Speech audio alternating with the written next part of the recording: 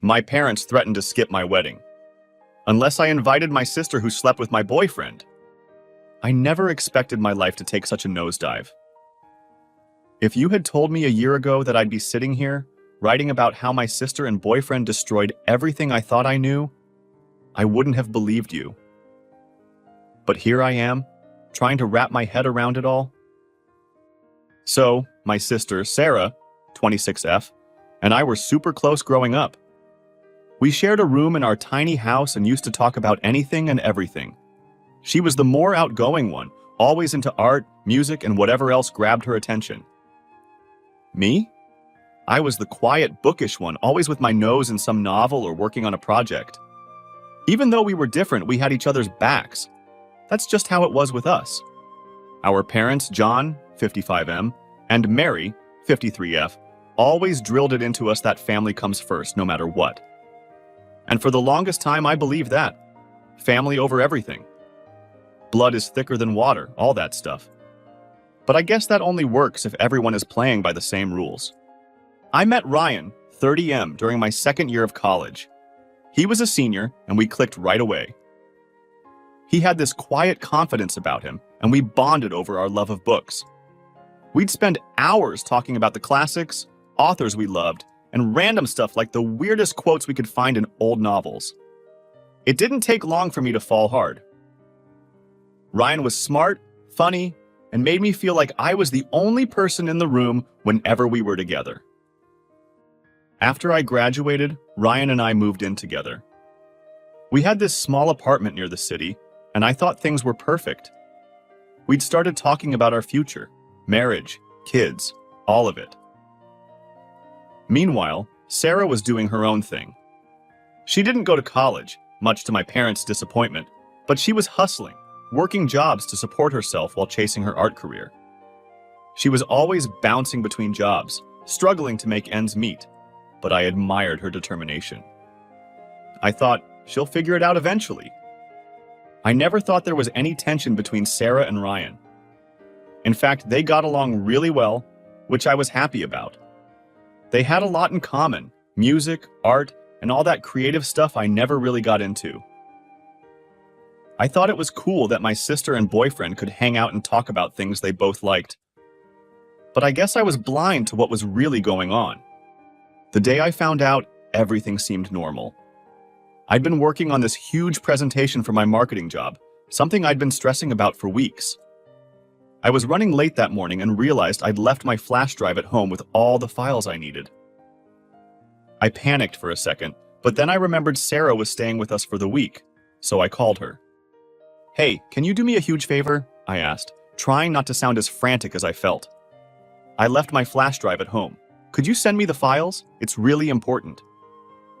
Sarah was chill about it. "Yeah, no problem," she said. "I'll email them to you in a few minutes." Crisis averted, or so I thought. Later, I got a notification on my phone. Sarah had sent the files. But when I opened the email, there was something else in there. It wasn't the files I asked for right away. Instead, the subject line just said Ryan, and the email was some half-written draft she must have forgotten to delete. My heart started racing, but I tried to shake it off. I told myself I was overreacting, that it was probably nothing. But curiosity got the better of me. I scrolled down, and what I saw, it felt like the ground fell out from under me. There were messages, dozens of them, all between Sarah and Ryan. And they weren't just friendly texts either. They were intimate, flirty, detailed descriptions of meetups and inside jokes that only lovers share. And then I saw the part that hit me the hardest. "I can't wait to see you again tomorrow, Sarah. Last night was amazing." Last night. The night I was working late on my presentation, thinking my boyfriend was home watching TV and my sister was out with friends. Turns out they'd been together, doing God knows what behind my back. My stomach twisted. I couldn't breathe. I felt like I was going to be sick right there at my desk. My hands were shaking as I scrolled further, reading more than I should have. I guess part of me wanted to find something, anything, to prove it wasn't what it looked like. But it was all there, laid out in black and white. They'd been sleeping together for months, 6 to be exact, 6 months of lies. I don't even remember how I got home that day. Everything was a blur. When I walked through the door of our apartment, Ryan was sitting on the couch, looking like he didn't have a care in the world. It made my blood boil. I didn't waste any time. I didn't even bother with pleasantries. I just threw my phone at him, literally, and told him to explain himself. He looked confused at first, like he had no idea what I was talking about. Then he picked up the phone, saw the messages, and his face went pale. "It's not what it looks like," he stammered. Oh, here we go, I thought. The classic line. "Really?" I snapped. "Because it looks like you've been screwing my sister for half a year." Ryan tried to come up with excuses. It was a mistake. We didn't mean for it to happen. It's not serious. But the more he talked, the angrier I got. Every word that came out of his mouth felt like another betrayal. Finally, he stopped trying to lie and just sat there, head down, admitting that everything I'd read was true. He said it was all innocent at first, late-night talks when I was asleep, a shared love of art and music that turned into something more. I didn't care. I was done. "Get out," I said, my voice shaking. "I don't want to see you again." Ryan didn't argue. He grabbed his stuff and left. And just like that, the life I thought I was building with him crumbled to dust. But the worst part wasn't even him. It was Sarah, my own sister. After Ryan left, I sat there, trying to process what had just happened. But I couldn't. Not until I confronted Sarah. I had to hear it from her. I had to know why she'd done this to me. I drove to her place, my hands shaking the whole way. When she opened the door, she looked like she already knew. She didn't even try to lie like Ryan did. She just stood there, looking guilty, and said the words that broke me completely. "I'm sorry. I didn't mean for it to happen, but I love him." I couldn't believe it. My own sister. I couldn't even find the words to respond. I just turned around and left, tears streaming down my face as I realized the two people I trusted most had completely shattered my world. And that was it. That was the day I lost them both. I don't think I've ever felt as numb as I did driving away from Sarah's apartment that day. I had all these emotions boiling up inside of me: anger, betrayal, sadness. But I just felt empty. It was like I was floating through it all, watching my life fall apart in slow motion and not being able to do a damn thing about it. I parked my car at a random lot and just sat there for a while, trying to make sense of everything. How could they do this? How could she do this? Sarah was my sister, someone I trusted more than anyone in the world, and Ryan, well, I thought he was my future. It was like my whole life had been a lie, and I was the last one to find out. Eventually, I went back to the apartment I used to share with Ryan, and when I walked in, it felt so wrong. The place felt different, like it wasn't even mine anymore. I looked around at all the stuff we'd bought together, the couch we used to binge-watch shows on, the pictures of us hanging on the walls, and it just hit me. None of that mattered now. Everything was tainted. I didn't even know where to start, but I knew one thing: I couldn't stay there. I didn't want to be in the same place where everything had happened. I grabbed a duffel bag and started throwing in some clothes, my laptop, and anything else I thought I'd need for a few days. I couldn't bring myself to pack up everything. It felt too final, like I was officially admitting that my life with Ryan was over. While I was packing, Ryan came back. I heard the door open and I froze for a second. I didn't want to see him, didn't want to hear anything he had to say, but there he was, standing in the doorway, looking like he'd been run over by a truck. Part of me wanted to yell, to scream at him for what he'd done. But I was too tired, too drained to even get that angry anymore. "Please, just listen," he said, his voice all shaky. "Can we talk?" I didn't answer. I just kept packing, my back to him. But he didn't get the hint. He walked closer, standing in the middle of the room like he didn't know what to do with himself.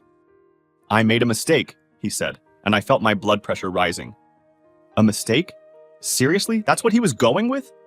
Like this was some little slip-up he could apologize for, and we could just move past it? I dropped the bag on the floor and turned around to face him. "A mistake? You slept with my sister for 6 months, Ryan. That's not a mistake. That's a choice. Over and over again. He looked down at his feet like a scolded kid. I know, he mumbled. I didn't mean for it to go this far. It just happened. I wanted to laugh in his face. It just happened?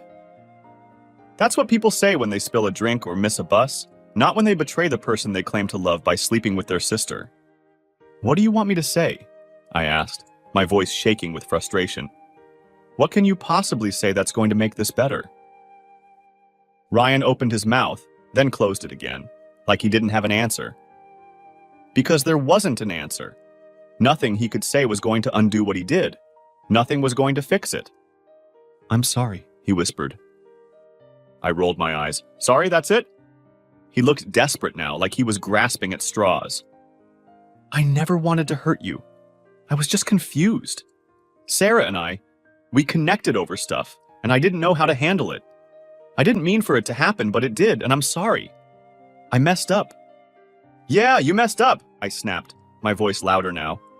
You didn't just mess up, Ryan. You broke my trust. You broke me. I could feel the tears welling up in my eyes, but I didn't want to cry in front of him. I didn't want to give him the satisfaction of seeing how much he'd hurt me. Ryan stepped closer, reaching out like he was going to touch me, but I backed away, holding up my hand. Don't, I said, my voice cracking. Just don't. He stopped, his arm falling to his side, and we stood there in silence for what felt like forever. I didn't know what to do, what to say. I just wanted him gone. You need to leave, I finally said. Can we at least talk about this? He asked, his voice pleading. I don't want to lose you. I couldn't help but laugh, but it wasn't a happy laugh. It was the kind of laugh you make when everything's so messed up that it doesn't even feel real anymore. You lost me the moment you decided to sleep with my sister, I said, wiping my eyes. There's nothing left to talk about. We're done. Ryan stood there, looking like he wanted to argue, but he didn't. He just nodded, his shoulders slumped, and turned to leave. As the door clicked shut behind him, I felt a strange mix of relief and sadness. Relief because he was finally gone, and sadness because this was it. This was the end of everything we'd built together. I sat down on the bed, staring at the half-packed bag on the floor. My mind was racing, but at the same time, I felt this weird numbness, like my brain was trying to protect me from feeling too much at once. I knew I had to move forward, had to start figuring out what came next, but right then, I was just stuck in that moment, trying to wrap my head around everything that had just gone down. I texted my friend Emily, asking if I could crash at her place for a while. I couldn't stay here. Not after what happened. I needed to get out, get some space to clear my head, and figure out my next move. Emily didn't ask questions. She just said, "Of course, come over whenever you're ready." I stuffed the rest of my clothes into the duffel bag, grabbed my essentials, and left the apartment, not even bothering to look back. I wasn't sure when I'd be back to get the rest of my stuff, but I knew I couldn't stay there another second. That place wasn't my home anymore. It hadn't been since the moment I found out what Ryan and Sarah had done. As I drove to Emily's, I kept replaying everything in my head. The emails, the lies, the look on Ryan's face when I confronted him. Sarah's empty apology. It was like I couldn't escape it, no matter how hard I tried. By the time I got to Emily's, I was completely drained. She gave me a hug, told me I could stay as long as I needed, and didn't press me for details. I was grateful for that. I wasn't ready to talk about it yet. Not really. That night, as I lay on her couch, staring at the ceiling, I tried to focus on anything other than the pain that was threatening to swallow me whole. But it was impossible. The betrayal, the heartbreak, it was all too fresh, too raw. I didn't know what the next day would bring or how I was going to move forward from this. All I knew was that I had to keep going, even if it felt like I was falling apart.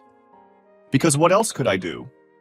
I stayed at Emily's place for the next few days, trying to figure out what the hell I was going to do with my life now. It's crazy how your whole world can just collapse in an instant, and you're left picking up the pieces, not even sure how to start. I didn't want to face my family yet, especially not my parents. I knew I'd have to tell them eventually, but I wasn't ready for their reaction. I just needed time to process everything without having to deal with all the extra drama that would come with it. But of course, life doesn't give you that time. After a few days of silence, my phone started blowing up. Missed calls, texts, voicemails from my mom and dad. I knew what they wanted. They wanted to know why I wasn't answering, why I hadn't been home, why I wasn't picking up. They probably figured something was wrong but had no clue just how messed up everything had gotten. I finally caved and called my mom back. The second she answered, I could tell she'd been worried sick. Her voice had that frantic, "What's going on?" tone, and I could practically hear her pacing around the house. "Where have you been?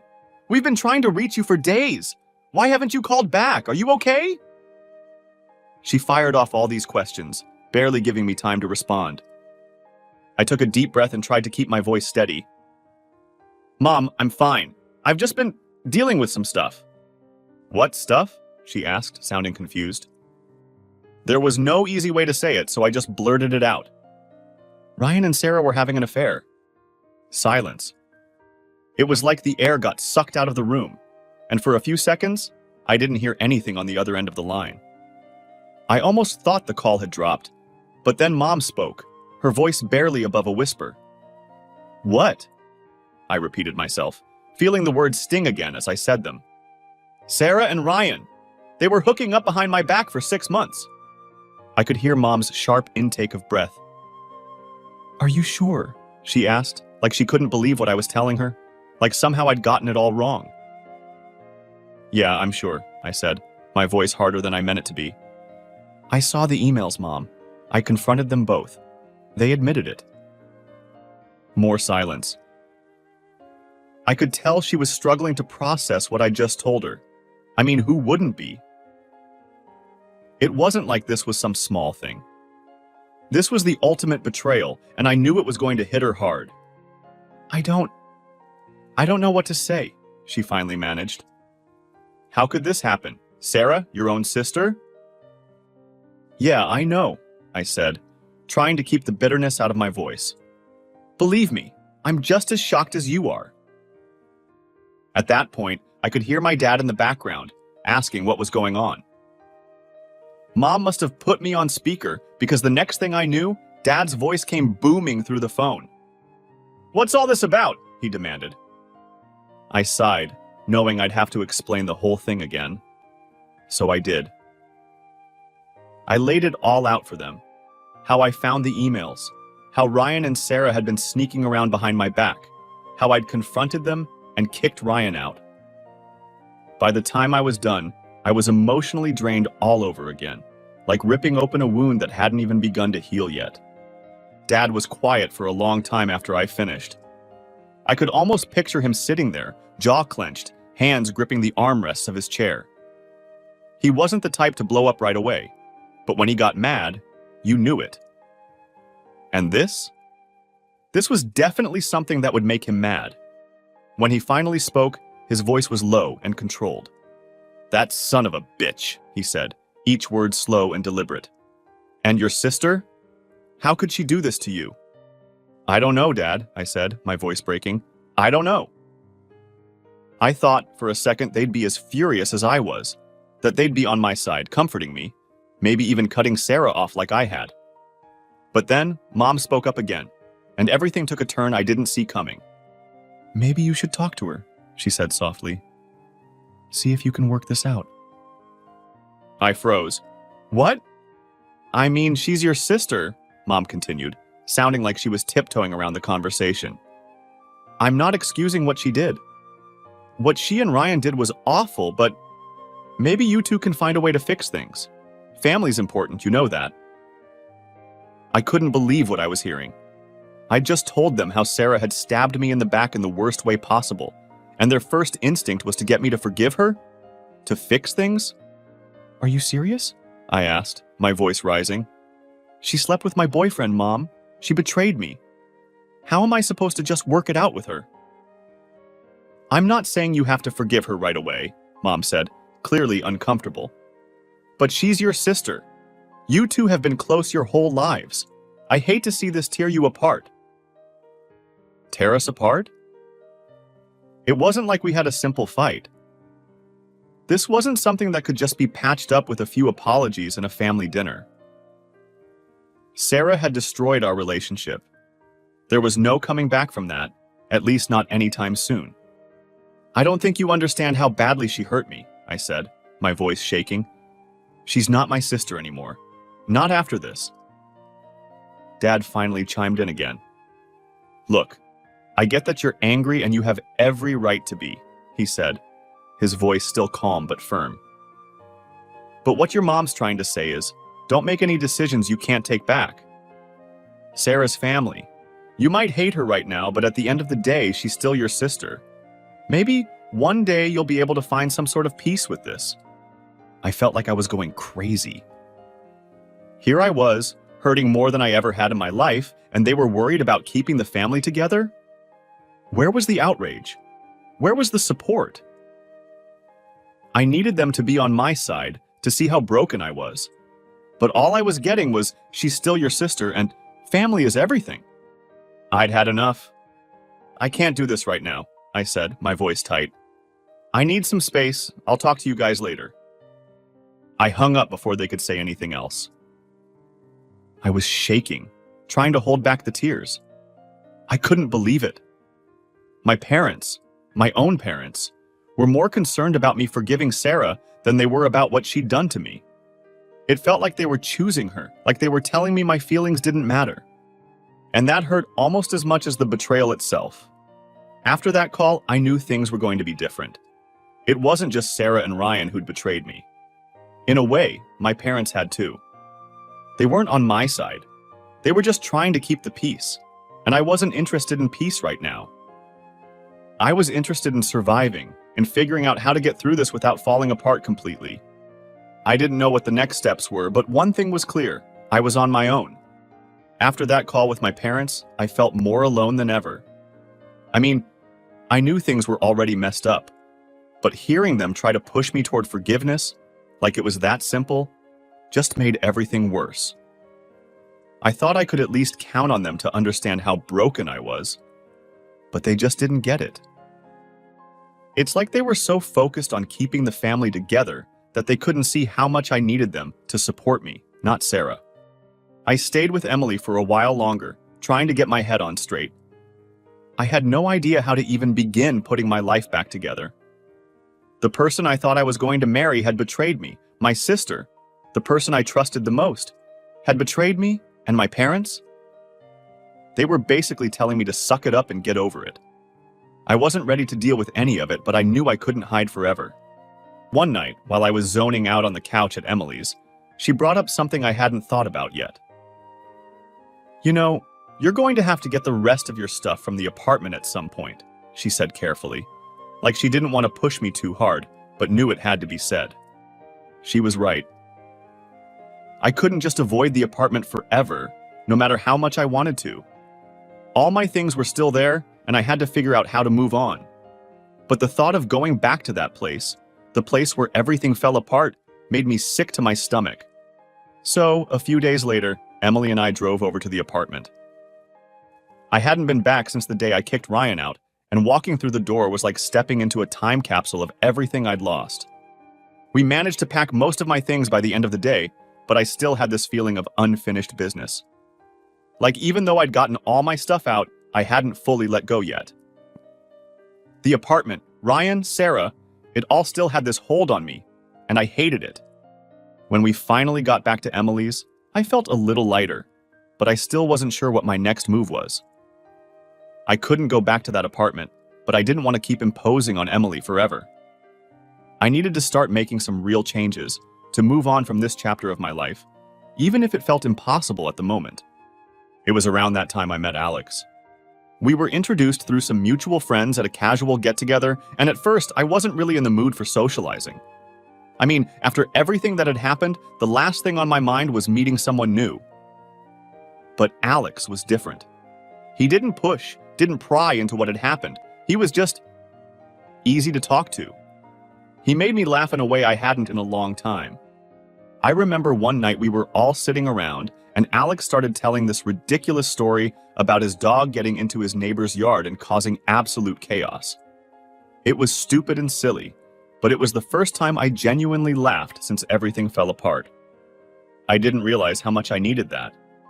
Lies how. We started hanging out more, just as friends at first, and I appreciated that he wasn't in any rush to make things more serious. It was nice having someone to talk to, someone who wasn't involved in all the drama of my past. He knew what had happened with Ryan and Sarah. He'd heard it from our mutual friends, but he never pushed me to talk about it unless I wanted to. He was patient, giving me the space I needed to figure things out. Eventually, things did start getting more serious with Alex, but it was different this time. I wasn't rushing into anything. After what had happened with Ryan, I had major trust issues, and Alex knew that. He didn't push me to move faster than I was comfortable with, which made all the difference. Slowly, I started to feel like maybe there was a future for me after all, even if it wasn't the one I'd originally planned. But just as I was starting to feel like I was getting my life back on track, my parents threw another wrench into things. They knew I was seeing Alex and they were happy for me, but they just couldn't let go of the whole Sarah situation. Every time I talked to them, they found some way to bring her up, like it was their mission to make me forgive her. You know, Sarah's been struggling, Mom would say during one of our phone calls. She's been through a lot since everything happened. She misses you. I wanted to scream. I knew Sarah was struggling. I wasn't blind to it. But that didn't change what she did. And yet, every time I talked to my parents, it was like they were trying to guilt me into letting her back into my life. They just couldn't seem to understand that I wasn't ready for that. Maybe I'd never be ready for that. It got to the point where I was dreading talking to them. Every conversation turned into some sort of passive-aggressive guilt trip about Sarah and how family is forever and everyone makes mistakes. But I was tired of hearing it. I was tired of them trying to fix something that couldn't be fixed, at least not right now. I had to put some distance between us. I stopped answering their calls as much, and when I did talk to them, I kept it short. I wasn't trying to be rude, but I just couldn't handle the constant pressure anymore. I needed space to figure out what I wanted, not what they wanted from me. I was moving forward, but it was on my own terms. And for the first time in a long time, I was okay with that. As time went by, my relationship with Alex became more serious, and eventually, he proposed. I was over the moon, and we soon started planning our wedding. I thought wedding planning would be all about picking flowers, deciding on cake flavors, and finding the perfect dress. You know, the stuff you see in movies. But for me, it was like walking through a minefield. The closer we got to the big day, the more my parents turned it into a constant battle. And of course, the main problem was Sarah. From the start, I knew it was going to be tricky with her. After everything that had happened with Ryan, the last thing I wanted was Sarah anywhere near my wedding. I mean, she betrayed me in the worst way possible. The idea of having her there, standing around like nothing happened, made my skin crawl. But of course my parents had a completely different view. They had started making little comments here and there like, "Have you thought about inviting Sarah?" Or, "It would be nice to have the whole family together." At first, I ignored it. I figured they'd eventually get the hint and drop it. But they didn't. In fact, it seemed like the closer we got to the wedding, the more they pushed. One afternoon, my mom and dad came over to help finalize some wedding details, or at least that's what I thought. We sat down with the guest list, and my mom had this weird look on her face the whole time. I could tell something was coming, but I wasn't ready for what she said next. "So, we've been thinking," she started, her voice too casual for the way she was fidgeting with the paper in her hands. "We really think it would be a mistake not to invite Sarah to the wedding." I froze. I'd been waiting for this conversation, but I still wasn't ready for it. "Mom," I said, trying to stay calm, "we've talked about this. Sarah isn't invited. I'm not comfortable with her being there." My dad chimed in then, his voice firm, like he was trying to reason with me. "She's your sister. Don't you think you two can at least try to work things out? It's your wedding. It should be a time for family to come together." I took a deep breath, already feeling the tension rise in my chest. "Dad, this is my wedding. I don't want to spend the whole day feeling uncomfortable because she's there. It's supposed to be a happy day for me and Alex, not a reunion where I'm forced to forgive her just because it's family. But they didn't stop there. My mom leaned forward, her tone turning soft, almost pleading. Sweetie, Sarah's been struggling. She regrets what happened, and this could be a chance to start fresh. We just don't want this rift to last forever. I could feel my patience slipping. This isn't about starting fresh. She slept with my boyfriend. It's not something I can just get over because it's convenient for the wedding. I'm not ready to forgive her, and I don't know if I ever will be. That's when things escalated. My dad sighed, crossing his arms. We're not saying you have to forgive her right away, but not inviting her to the wedding. Do you really want to make things worse? We're your parents, and we're telling you this is a mistake. I could feel my anger building. They weren't listening. It was like they cared more about keeping up appearances and having Sarah there than they did about how I felt. I don't care if it makes things worse, I snapped. This is about me and Alex, not Sarah. She lost the right to be part of my life when she did what she did. Then my mom hit me with the line that really set me off. If Sarah isn't invited, we might have to reconsider attending the wedding ourselves. I stared at them, completely speechless. I couldn't believe what I was hearing. My own parents were basically giving me an ultimatum. Invite Sarah or they wouldn't come to my wedding. The worst part? They said it so calmly, like it was some reasonable request, like they were helping me by threatening to not come. You can't be serious, I said, my voice barely holding it together. You're really telling me that you won't come to your own daughter's wedding because I won't invite the sister who betrayed me? My dad didn't even blink. We're not saying we don't want to be there, but family is important. Sarah should be there, and we don't want to see our family divided like this. I couldn't believe it. This was my day, and here they were, making it all about Sarah. Not once did they ask how I felt about it. Not once did they consider that maybe, just maybe, I didn't want the person who hurt me most at my wedding. But it got worse. They didn't just stop at Sarah. Oh no, they decided to come for Emily too. And about Emily, my mom started, hesitating like she knew she was about to cross a line. We know she's been a good friend to you, but we also feel like she's complicated things between you and the family. I just stared at her. What are you talking about? My dad jumped in, clearly trying to back her up. We think maybe you should reconsider having Emily in the wedding party. She's been part of the reason you've distanced yourself from us, hasn't she? We're just worried she's been a negative influence. I couldn't believe what I was hearing. They were actually blaming Emily, my best friend, the one who had stood by me when my life fell apart, for complicating things. They thought she was the problem? So, let me get this straight, I said, my voice shaking. You want me to invite Sarah, the person who betrayed me, but uninvite Emily, the person who supported me through all of this? That's your solution? My mom had the nerve to look sad, like she was the one being hurt here. We just think it would help things go smoother. You and Sarah could try to rebuild, and Emily, well, she's not family. That was it. I was done. You know what? No. Emily is family. She's been more of a sister to me than Sarah ever has.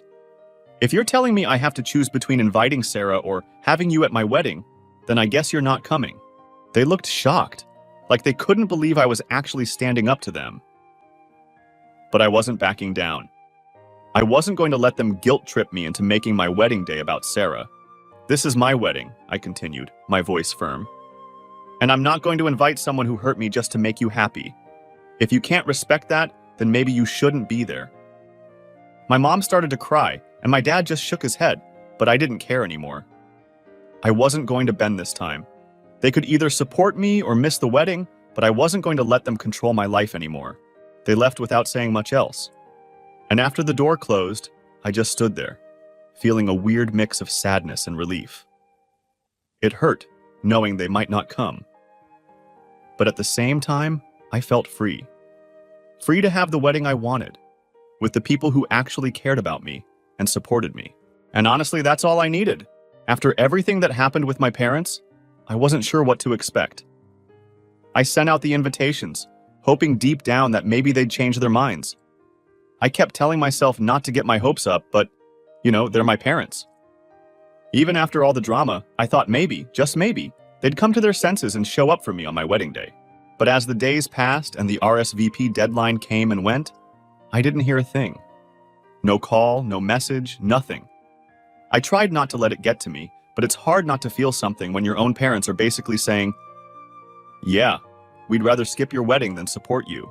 As the wedding day got closer, I pushed all that aside.